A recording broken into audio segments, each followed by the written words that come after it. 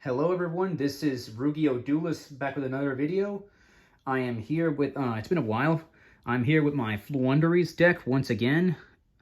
I was at a locals. I came in second place with the deck.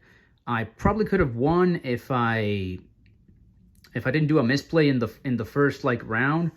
I could have done something in round one, and probably could have guaranteed me the win. But again, I misplayed, so I went 3-1 in this tournament. It has been a while, guys. So an update.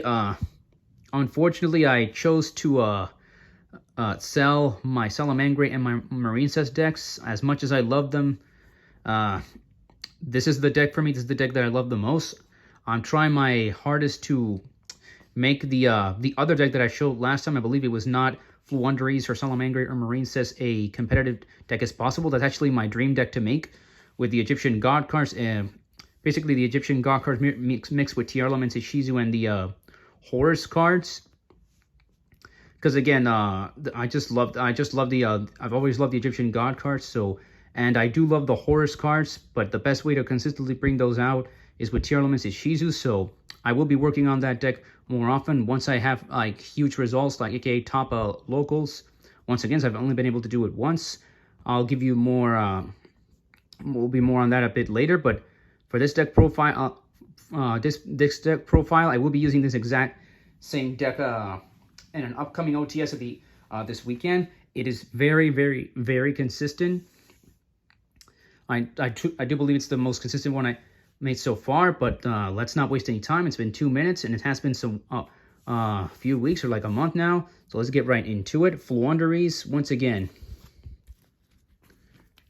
Now I know not a lot of people like the deck, but I do. And for those of you who do love the deck, well, here's a deck profile. Again, it was I went 3-1. A bit of a misplay. Damn, I can't seem to remember what were my matchups. Apologies. Let's get right into it. I do not want to bore any of you guys, so you guys know the drill on this channel. I mostly do deck profiles related to Floowandereeze, Marincess, and Salamangre. For now, it'll be Floowandereeze, and again, the gods with the Ishizu tier and Horus. So, self-explanatory. 3 copies of Rabina to get started. 3 copies of Eaglin. Standard procedure. Now, I am doing something different this time. I did take a risk. I think it's 50-50 on this, but I am main decking 2 copies of Stree and 2 copies of Tonkin or Toucan. Why 2 and 2? Well, I'm testing out more birds in the main deck to see how if they successfully work well, and I must say it is pretty good so far. They haven't break. Sometimes you have one too many birds in hand, but so far it hasn't break to the point where you draw multiple Tonkin or Stree or Eaglin. So yes, I'm testing out in the main deck 2 Stree and 2 Tonkin or Toucan. Make of that as you will, and again, I'm trying something new, but I do believe the deck is more consistent with 2 and 2 extra, so that's, I believe, which should be like 9 or 10 little birds in the main deck, so yeah, there's that. Okay, moving on, don't want to waste too much time. Triple Impen, of course, the boss monster of the deck. You have to play 3. Some people play 1, some people play 2. I prefer to max out on him because he is that good. 1 copy of Apex Avian. So I have cut Mega Raizo for a while now, for a couple, 2 or 3 months now. And I'm just playing Triple Impen and 1 Apex Avian. These 4 birds are all that you need. And main decking this once again, because I used to take it out, but I brought it back in, is the Winged Dragon of Raw Sphere mode to break boards going second. There's a lot of interruption and Omni Negate right now in this format, so you really, really, really need your Raw Sphere mode. So there it is. And we are main decking 1, so let's see how it goes from here on out. Once again, we are main decking 1 once again. And finally, the only hand trap that this deck needs, that might be changing soon, who knows, depending on how I do in the OTS at the end of this week. 3 copies of Dimension Shifter, because we need to resolve this card in order to not let our opponent play the game, and in order for us to resolve full combo. So that's it for the monsters. That is the, I believe that's 18 monsters in the main deck. For the spells, self-explanatory. 3 copies of the field spell / map. 3 copies of the Quick Play spell, aka Advent of Adventure. We have to max out on these 2 cards because they're kind of like the heart and soul alongside the little birds. The 1 copy of the continuous spell, Unexplored Winds. 1. I tried 2 before in the past. I probably explained that one too many times, but like just main deck 1. It's all you need. Continuing on with the spells, we are playing Triple Duality and the pot cards. And we are main decking once again because I sold it to a friend of mine, and I recently just got it back thanks to courtesy of Yu-Gi-Oh! 25th Anniversary Collection, Triple Pot of Prosperity. This card is just way too good. You have to max out on it, and if you play these 2 going first or second and you resolve them, it is godly. You are more likely than not to get your combo pieces sooner rather than later. I will stick to Prosperity for as long as I can. If it gets hit and put to 1 or banned on the ban list, well, it is what it is. But again, 6 pots. You can play more or less, depending on who you want. It's, well, actually -6, but, you know, you can play extravagance if you want to, like 1 or 2 copies. All up to personal preference. Then we play, we're playing this card again. This card, I feel like it's a curse in my deck, but alas, I play out as a 1-up to test it out one more time. Test it out again, see how it performs. 1 talent and 1 thrust. Again, the triple tactics cards, like going second or first, if they hand trap you, they are godly. They're great. Testing 1 of each. So far, it's been okay. There was a game in which I had both of them. I couldn't resolve them because my opponent did not hand trap me, sadly, but it does happen. Then to stop the hand traps, the 1 Called by the Grave, because it's limited. For back row removal, we're making Harpy's Feather Duster. For any like surprise, like zombie worlds or like floodgates that are out there. And that's it for the spells. Now let's move on to the traps. The 1 copy of Dreaming Town, which is the normal trap. 2 Featherstorm. And 2 Evenly Matches, rounding up our main deck. Just 5 trap cards. And same old, same old. Not much has changed when it comes to the traps.